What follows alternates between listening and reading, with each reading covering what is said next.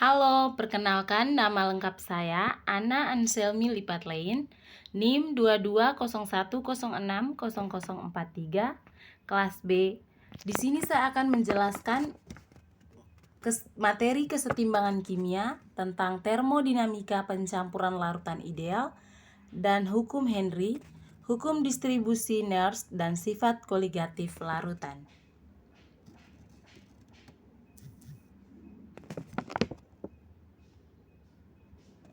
Oke, baik teman-teman, yang pertama kita lihat tentang larutan ideal.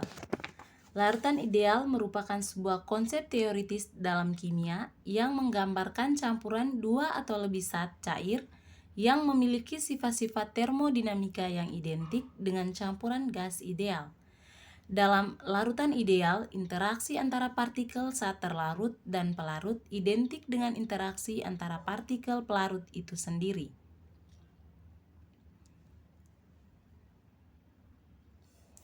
Yang berikut kita lihat tentang sifat-sifat larutan ideal.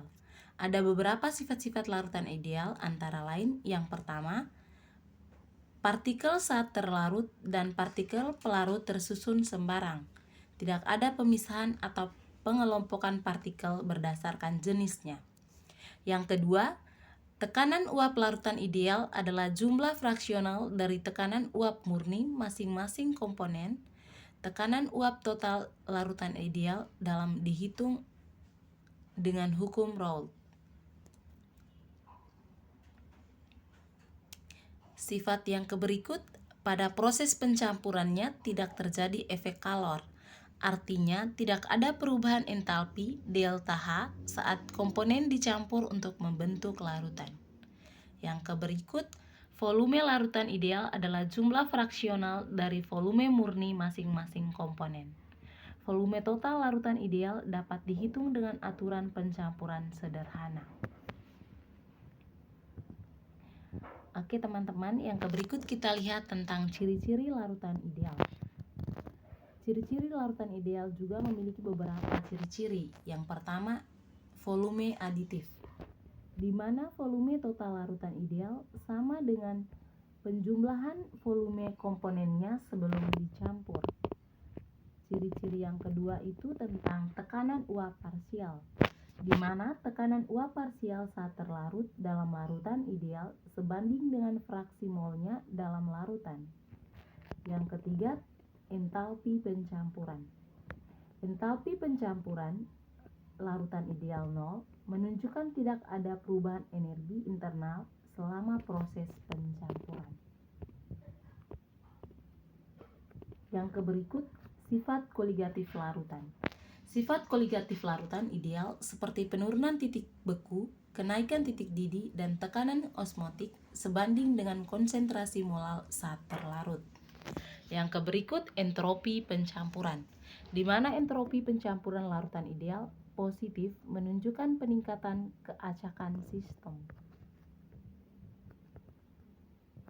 Baik teman-teman, yang berikut kita lihat tentang termodinamika pencampuran larutan ideal dan hukum Henry.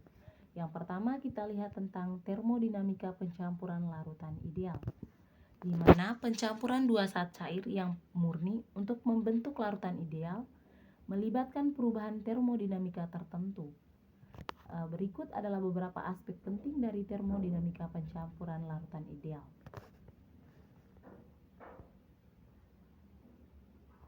Yang pertama, entalpi pencampuran atau delta H campur, di mana entalpi pencampuran atau delta H campur adalah perubahan entalpi yang terjadi saat dua zat cair murni dicampur untuk membentuk larutan ideal. Dalam larutan ideal, delta H campur sama dengan 0. Artinya tidak ada pelepasan atau penyerapan panas selama proses pencampuran. Yang kedua, entropi pencampuran atau delta S campur, di mana entropi pencampuran atau delta S campur adalah perubahan entropi yang terjadi saat dua zat cair murni dicampur untuk membentuk larutan ideal. Dalam larutan ideal, delta S campur selalu positif. Hal ini karena proses pencampuran meningkatkan keacakan dan ketidakteraturan sistem.